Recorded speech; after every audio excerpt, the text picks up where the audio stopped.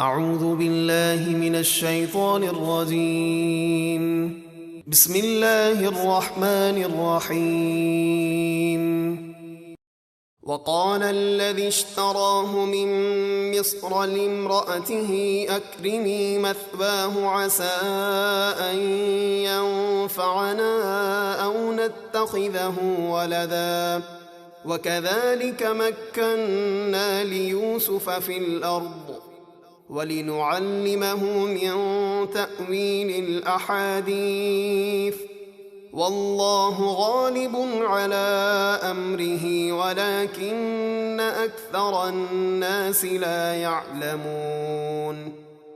اور مصر کے جس شخص نے یعنی عزیز مصر قطفیر نے یوسف کو قافلے والوں سے خریدا، وہ اپنی زوجہ زلیخا سے بولا، انہیں عزت و اکرام سے رکھو، شاید ان کے تدبر اور دانائی سے ہمیں نفع پہنچے یا ہم ان کو بیٹا بنا لیں۔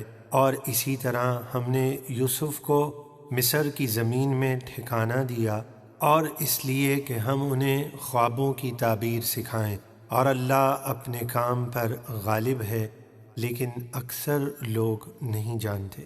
وَلَمَّا بَلَغَ أَشُدَّهُ آتَيْنَاهُ حُكْمًا وَعِلْمًا وَكَذَلِكَ نَجْزِي الْمُحْسِنِينَ۔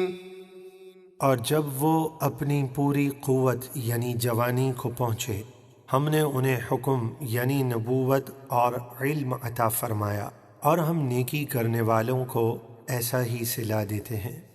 وراودته التي هو في بيتها عن نفسه وغلقت الأبواب وقالت هيت لك قال معاذ الله إنه ربي أحسن مثواي إنه لا يفلح الظالمون۔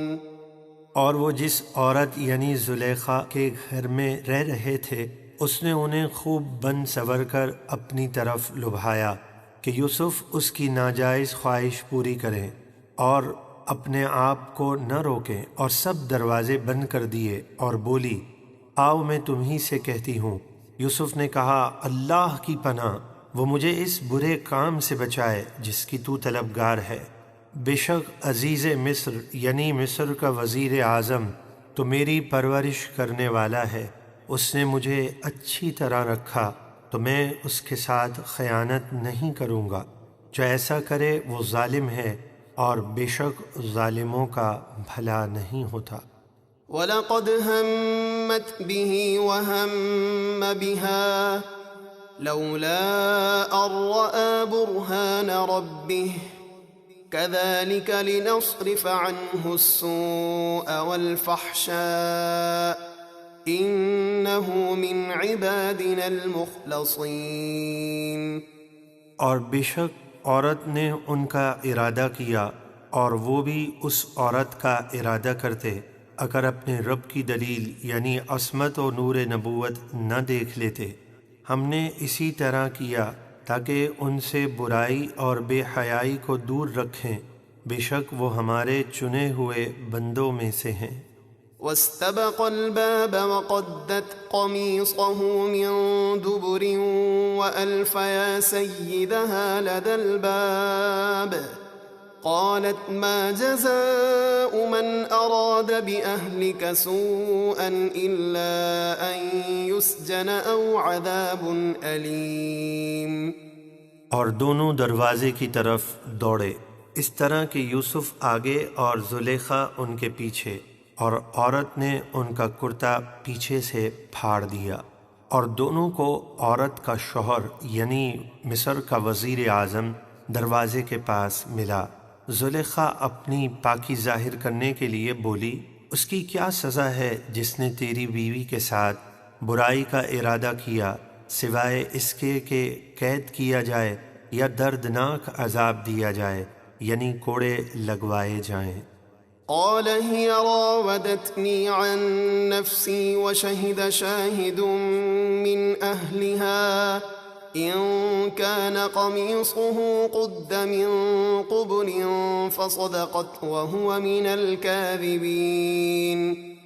یوسف نے کہا، اسی نے مجھے اپنی خواہش کی طرف مائل کرنے کی کوشش کی کہ میں اپنے آپ کو نہ روکوں، اور اس عورت کے گھر والوں میں سے ایک گواہ نے جو زلیخا کے ماموں کا 4 ماہ کا بچہ تھا گواہی دی، اگر ان کا کرتا آگے سے پھٹا ہے تو عورت سچی ہے اور انہوں نے غلط کہا۔ وَإِن كَانَ قَمِيصُهُ قُدَّ مِن دُبُرٍ فَكَذَبَتْ وَهُوَ مِنَ الصَّادِقِينَ، اور اگر ان کا کرتا پیچھے سے پھٹا ہو تو عورت جھوٹی ہے اور یہ سچے ہیں۔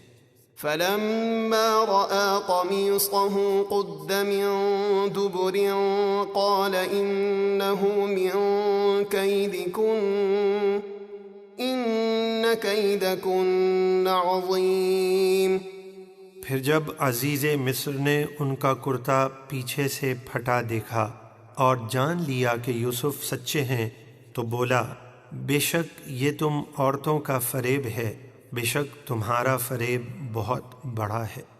یوسف اعرض عن هذا واستغفری لذنبک انک کنت من الخاطئین۔